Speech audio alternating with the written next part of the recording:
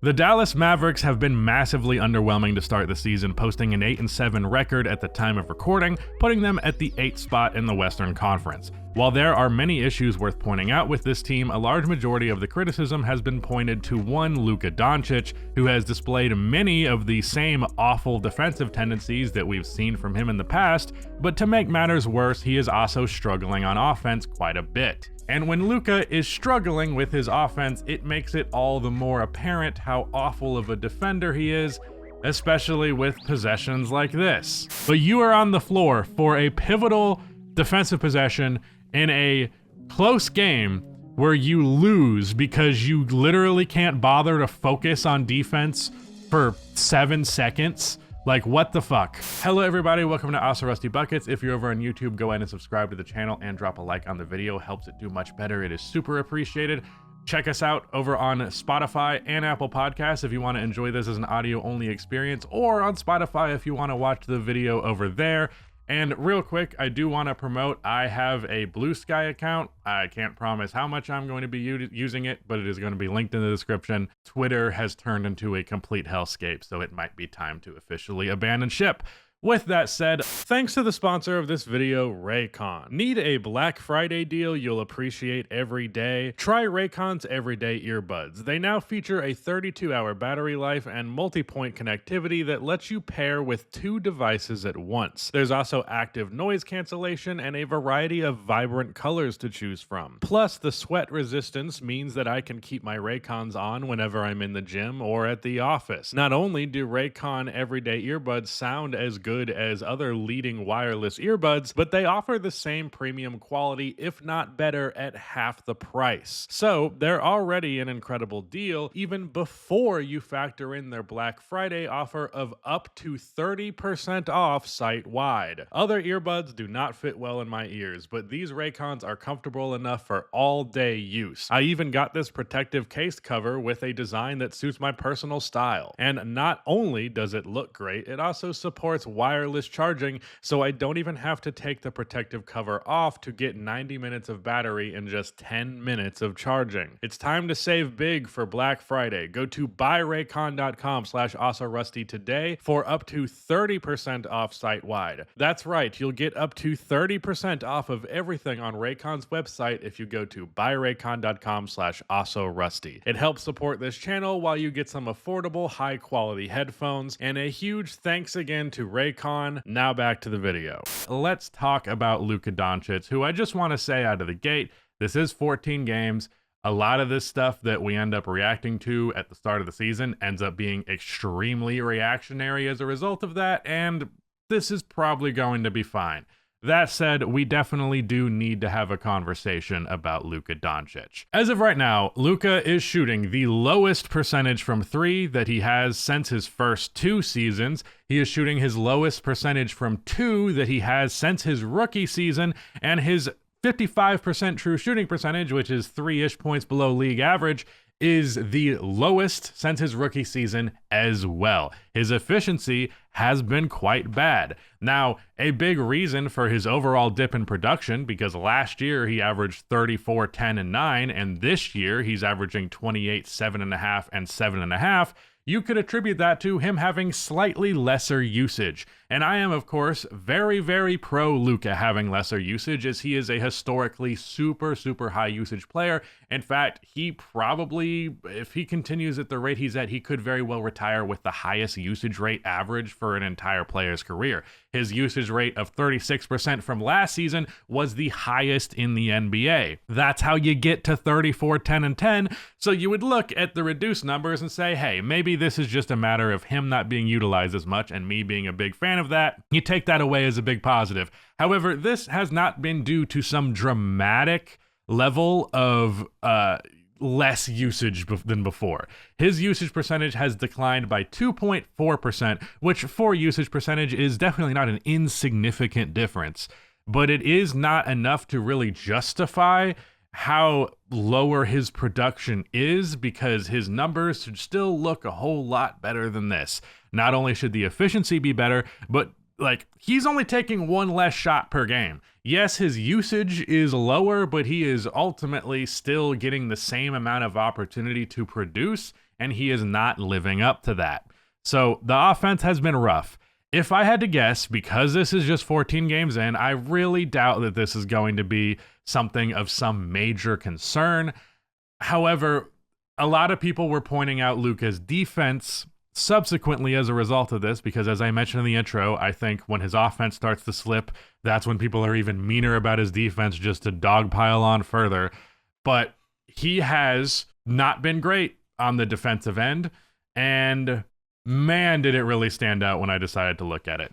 So they had some horrific possessions versus the Jazz where he just completely biffed it. His defense has gotten a lot of attention as a result of this. It especially did not help that Jazz versus Mavericks game was the only game on TV that night, so that meant that it had everybody's focus.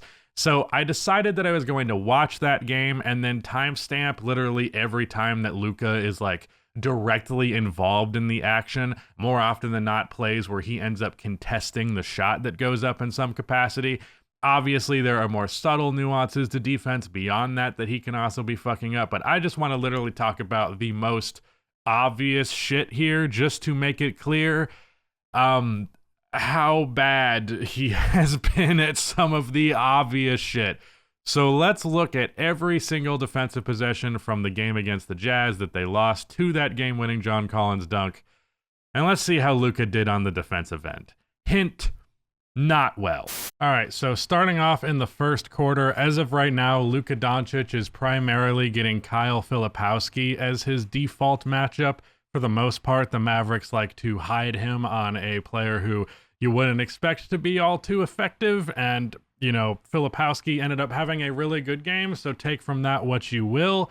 On this first play right here, Filipowski ends up getting a pretty easy layup because Luka decided that he was going to call for a switch, and that gave him the opportunity to get a good move before Lively was able to give him a contest. In theory, this switch does make some sense.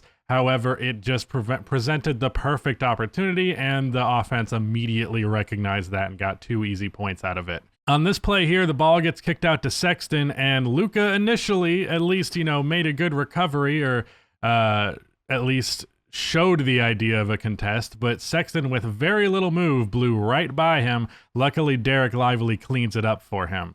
On this next possession, this is actually a positive defensive play. Luka gets a steal on this pass from John Collins to Lauri Markkanen for the corner 3, but this play is particularly egregious. Jaden Hardy is going to get caught on this screen by Lauri Markkanen, which is going to force Luka to defend Jordan Clarkson in space, and he promptly just does a completely dog shit job of that and allows him to get inside for the layup. On this play here, we're into the second quarter now. This is a fast break opportunity here, and to be fair, some of this you can blame a little bit on Najee Marshall because he decides to follow Cody Williams to this corner, but at the same time, I feel like if you look at the body language that Luka is displaying here, it's not as though he's about to make that rotation to Cody Williams, who otherwise has a good chance of breaking off into a cut. So as a result, Najee goes with Williams, and Luka, not really realizing that he's supposed to step up on this shot, just gives the most wide open opportunity to Jordan Clarkson, who cashes the 3-pointer. One thing that confused me a lot in this game was how much Luka actually finds himself underneath the basket.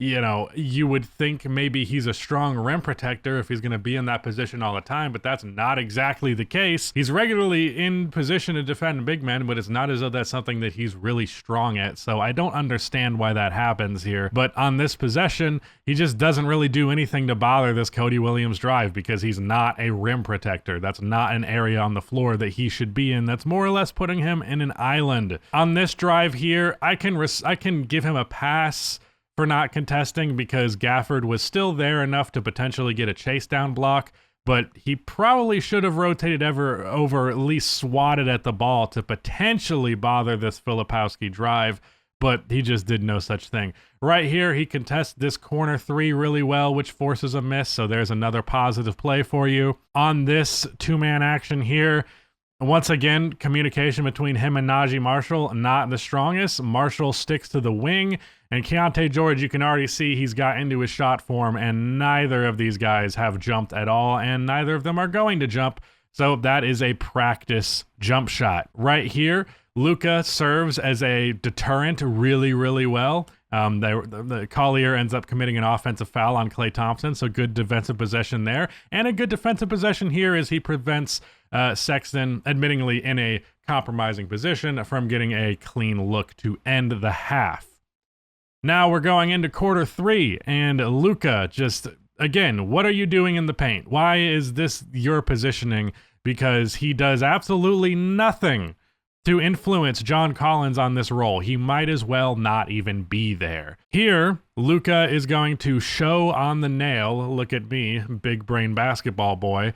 However, you can, again, blame a lot of this on the coverage from the pick and roll from Gafford and Klay. You know, they are the ones who allowed this opening. However, Luka showing here really should at least swipe at the ball or something, because I'm really not all too concerned about that John Collins 3, and I don't think he should be. He is a little bit wary of the cut. I don't know how well Grimes can contest a Collins cut, so he is being mindful of that, at least I think, but he could have done something to interrupt this rhythm a little bit. Not something I'm giving him a huge knock for, but it is not ideal. Now, this play is a little complicated because the mistake that Luka made didn't necessarily hurt them too much, but it was a glaringly obvious mistake. So right here you see he's got John Collins in the corner here, and he is looking at the ball. He's ball watching, and John Collins is just going to cut right down the middle here, and Luka does not see that at all. Now, the problem with that is it means that Dwight Powell is going to rotate over to get in the way of John Collins. Klay is supposed to rotate over the big, and then now you see Colin Sexton is wide open because Klay had to rotate over to the big. Now, Lauri Markkanen elects to just shoot this shot while Najee Marshall is just slightly too late on the contest, but this opening for Sexton ends up getting both Klay and Luka, again, poor communication, both going to get in the way from that, assuming a swing pass is happening. Now, if you look at the positioning here, very high likelihood if Lauri Markkanen missed this three-pointer, that's an offensive rebound. There's just so much open space right there, but it does go through. Left Sexton wide open and presented a very good opportunity for an offensive rebound, purely because he was ball watching and just let Colin Sexton, or let John Collins rather, get completely away from him. On this next possession, Keontae George drives by Luka and really has no issue getting by him. Luckily, Dwight Powell is there to clean up his mess. On this possession, once again, just not stepping up on the jump shot out of the pick and roll. Look at this release point and look at where Luka is. This is so much space. The dude might as well not even be in the picture. So you're going to have to step up stronger than that. On this possession, admittingly, this is a little bit of a mismatch, even though they did have Luka guarding John Collins quite a bit in this game. They didn't actually post him up all that much, but they do find him on the post here, and Luka immediately goes for the reach, trying to poke the ball out, but the ball is a little bit less exposed than he seems to think it is, so he ends up just grabbing his thigh, and then that's 1-2 steps. He complains about the foul, or the travel, but that is a legal play, so that is 2 more points. I don't blame Luka too much for this one because he is at a physical disadvantage, but if he played straight up defense, there's a good likelihood it at the bare minimum does not result in an extremely wide open shot at the rim. I get why Luka thought that reach was a good idea, but it was not. Now we're in the fourth quarter, and Luka, once again, great defense, forces Filipowski into a bad pass, cut him off on the drive, so that was a good play. This right here, this play, no hyperbole, one of the worst defensive efforts I have ever seen in my entire time covering basketball or watching it, whatever. You know those highlights, low lights, I guess, of James Harden just not paying attention in any capacity defensively? Or like that Otto Porter Jr. play where Tony Snell gets the wide open 3 and he's just looking at the floor. This is as bad as all of those. doesn't even get contact from Jordan Clarkson. I can see if he anticipated that, but literally feels nothing. And now, why are you already in a compromised position? His legs are sticking out forward here. He's got his ass sticking out. He's going to have to backpedal, and there's just no way he's going to even remotely get in position to contest the shot. So naturally he doesn't, but he doesn't even like try to fight through the fact that he's out of position. He's just like, well, I'm out of position. I have accepted this result. Might as well just wait for the shot to go in. And he literally looks at him while he shoots the ball. And this is what gets me the most. What are you complaining about? He puts up his hands like, oh, what the fuck? Who fucked that up? You, buddy. You're the one who fucked that up. I don't know who you're looking at. Obviously, he's not as exaggerated as he tends to be with his body language, so he probably knows to some degree that it was his fault. But I don't know what you're putting your hands up for, okay? That was a massive mistake on your part and your part alone. I don't even like using the word mistake because you can put up effort and make a mistake. This isn't just a lack of mistake. This isn't just a mistake. This is a lack of effort, and that is a much larger problem than just simply making a mistake. On the positive, I think he defends Jordan Clarkson pretty well on the island here. This is a one-on-one matchup that he didn't do great against all the time. Keontae George, pretty contested three-pointer, so that's fine. On this play right here, again, this is the Luka in the paint thing that I do not get. Why? And he consistently leaves the corner. Like, he almost always loves to have a foot in the paint. I do think part of this is the offensive strategy of just he wants to get the rebound and run with it or make an outlet pass and things like that. So he's like positioning himself for the rebound. However, if you're going to put your feet in the paint, if you're going to show at the basket, you at the bare minimum need to at least vein a contest. But no, Grimes loses Clarkson. He has good body position, and Luka is just fucking watching him. And you'll notice this drive was pretty telegraphed. He's coming down the lane here, and yeah, Derek Lively or Grimes have a decent chance at cutting that off, but I really see no reason why Luka does not step up at this point, at least. Again, I'm not that worried about a John Collins corner three-pointer, so ugly defensive possession. Yet again, this is in the last minute and a half of the game that happens. We're now at the 40-second mark, and on an island against Jordan Clarkson, this time Luka fucks up. And he gets lost on this pump fake. And as a result of that, Jordan Clarkson's not going to score on this move, but he's going to get a very clean look at a floater. So Derek Lively has to contest and lob to John Collins. That is 2 more easy points. And that is entirely the fault of Luka Doncic for jumping really dramatically on a shot that I think you should probably be fairly okay with at this stage of the game. Certainly more okay than you are with an alley-oop like this. Then, of course, the final possession of the game, I'm just going to let it play out. I mean, what the fuck, dude? That is, again, no hyperbole, one of the worst defensive plays I've ever seen in my life. I couldn't even begin to tell you where he was confused here. Now, I think Grimes here is trying to get in between where the ball would go to pass to Colin Sexton. He should probably stay over here a little bit more, and maybe Luka just got confused by that. But that's the biggest stretch I can think of. Otherwise, I don't know what he's doing. To be honest, I also don't really know what Derek Lively is doing, because while this is Luka's fault through and through, he also had eyes on the situation. He also could have read that this quick pass was about to go through and just become the easiest play ever. But like, I'm not excusing Luka in any capacity there. You very easily could have prevented that play just simply by being a fractionally engaged on the defensive end. And like, it'd be one thing if this was just, halfway through the second quarter, he's a little bit tired after a full first quarter of action. Like, I can see it. I can see that. I can excuse that. Everybody has ugly defensive lapses here or there. But you are on the floor for a pivotal defensive possession in a close game where you lose because you literally can't bother to focus on defense for 7 seconds. Like, what the fuck? That's just, it's unexcusable. And it's worse than it has been before. It's worse than I have typically remembered it to be. Call it early season laziness if you want. I'm sure that's a factor to a degree, but god damn, Luka, you cannot be this oblivious on the defensive end and still be considered, the number 1 or number 2 player in the league. I had him as the number 2 player in the league.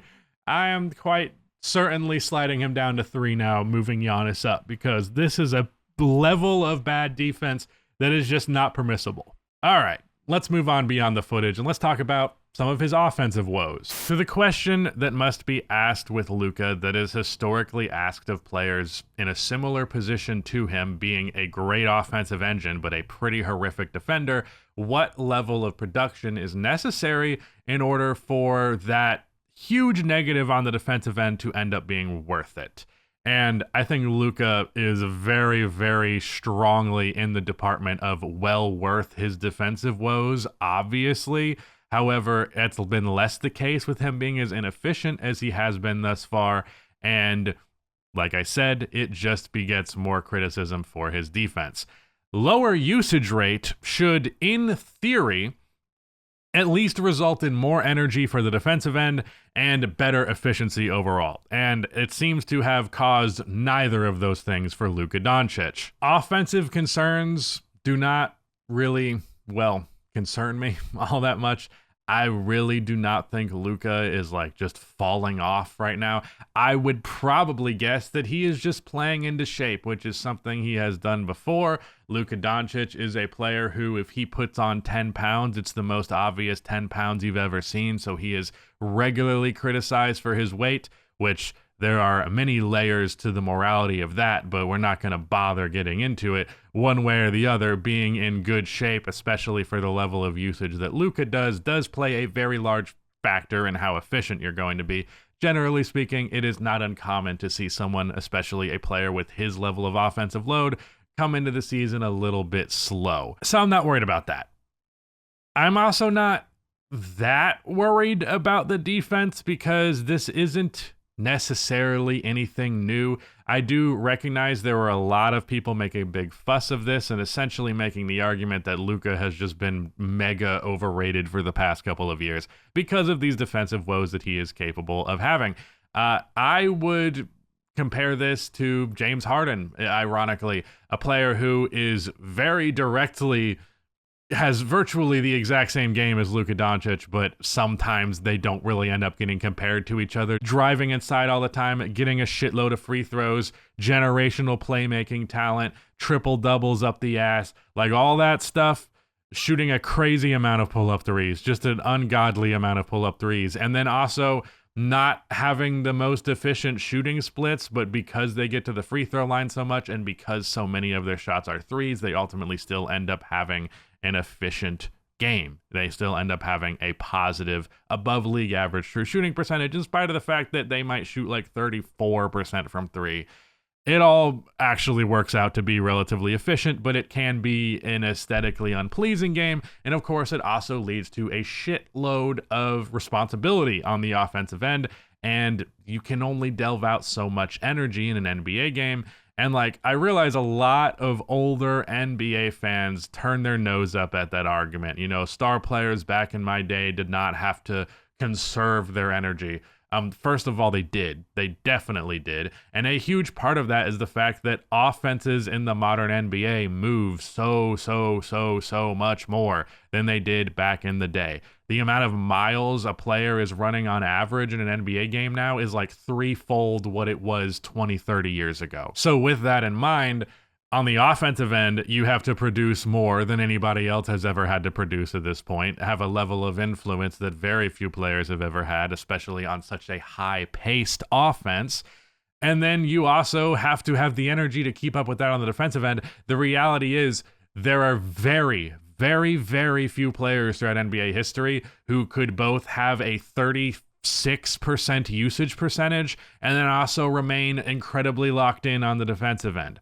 Now, Luka has had a lower usage this year. I do think a big part of this game in particular was that Kyrie was not there, so Luka had to shoulder a higher offensive load, and I would be willing to bet that his usage rate was much higher than his overall season average. But what I am getting at here, to give Luka a little bit of a break, is he has so much responsibility on that offensive end of the floor, especially with Kyrie gone, that it makes sense that he does not necessarily have the highest level of effort.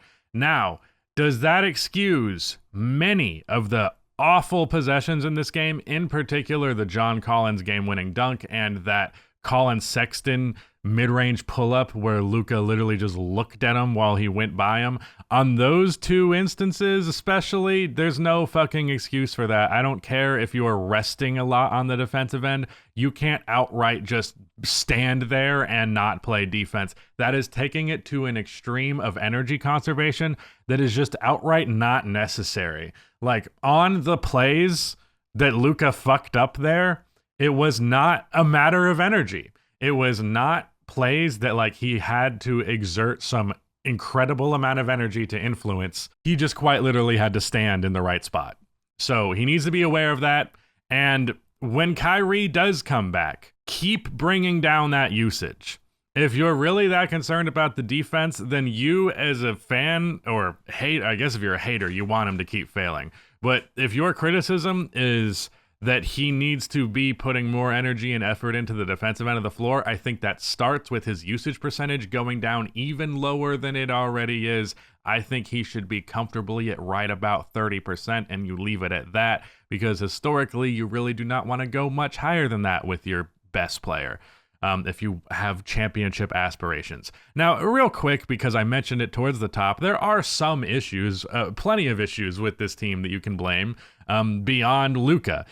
For instance, Najee Marshall and PJ Washington are both shooting completely terribly from outside. PJ is shooting 26% and Najee Marshall 13%. That is a huge red flag, and it really does concern me about Najee, because a lot of the trade-off with swapping him and Derrick Jones was the idea that his jump shot from last year with the Pelicans was real, where he shot pretty well from three on a respectable amount of volume. Like, hey, maybe he's a legit shooter now. I was a little bit worried because it was really only a 1 year sample of being a good shooter with otherwise his career being a poor 3-point shooter. So I really hope that turns around, because otherwise it's going to make it kind of difficult to play him a lot, because outside of the 3-point shooting from the games that I have watched, he's actually been fucking great. He had a very good couple of defensive possessions that resulted in some transition offense in the fourth quarter of that Jazz game. However, if he's going to shoot 13% from three, that's going to be a huge fucking problem. They're actually exceptionally mid at just about every counting stat category. Their 3-point volume, their 3-point percentage, rebounding, steals, blocks, turnovers, free throws generated. They are anywhere between like 12th and 22nd in all of those categories. Like, the lowest it gets is 22 and the highest it gets is 12. They are extremely efficient inside the arc, so they have like the 5th best 2-point percentage in the league on some of the highest volume. That does not surprise me with the prevalence of lobs that they use in their offense. That's a really high efficiency offense, obviously, as well as Luka and Kyrie as drivers to the rim.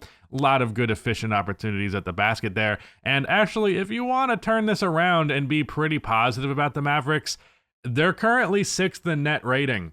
I recognize they're 8th in the West. Part of that being that high in net rating is also because so many Eastern Conference teams have been so goddamn disappointing that teams that would probably be ranked higher more often than not when you simulate these things, it's like they're getting a bump because so many other teams have been ass, is essentially what I am getting at. But they're 5th in offense, they're 7th in defense. I also think it's worth mentioning that net rating can be a little bit misleading, because you can actually have a super high net rating without actually having the greatest record in the world, because you just get a lot of blowout games, but then you lose close games to a lot of actually good teams. There's actually been some criticism for Luka's shot selection as well. He took a really ugly 3 against the Golden State Warriors a couple of games ago. I think that was in the Clay return game, obviously. So yeah, I don't think the Mavericks should panic. I think given how good they have placed in net rating, in offensive rating and defensive rating, I think Luka's offense will turn around. Kyrie coming back will help. He has been fucking phenomenal so far this year. And ideally, Luka's usage rate continues to go down. And maybe when that happens, he can finally put in some effort on the defensive end. Nowhere near hitting the panic button with the Dallas Mavericks. I only think so many contenders you can hit the panic button before we're like, I guess there aren't any contenders anymore. But no, I think the Mavericks are still going to be one of the best teams in the Western Conference.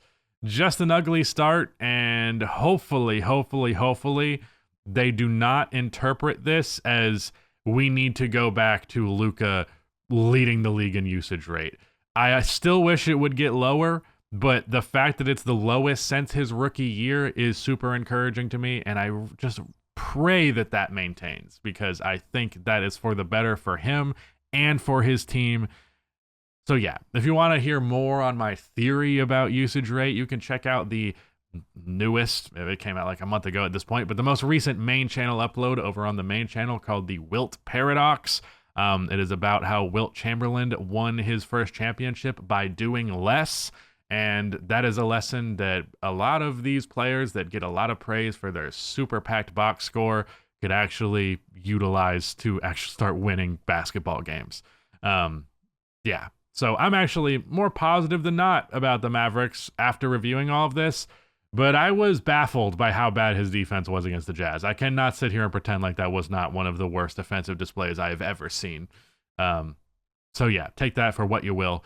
Shout out to Nick for editing this video, and peace.